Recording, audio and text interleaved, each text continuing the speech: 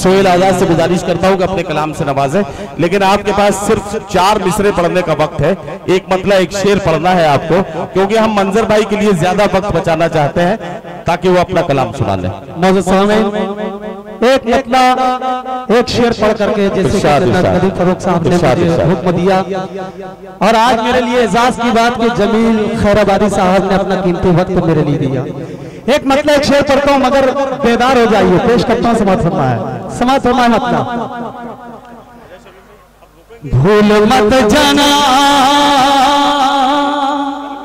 मतलब पढ़ता हूँ शरीफ हो गया।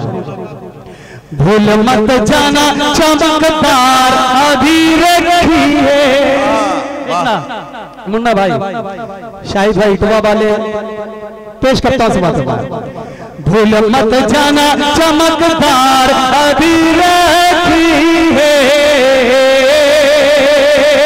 भूल मत जाना चमकदार अभी रखी है।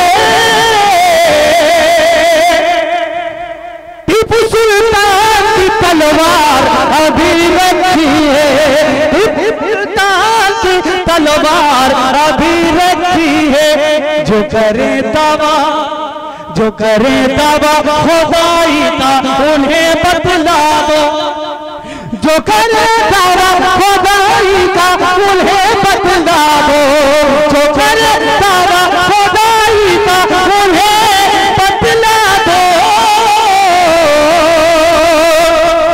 लाश फिरोती लाचार अभी रखी है, भूल मत जाना चमकदार अभी रखी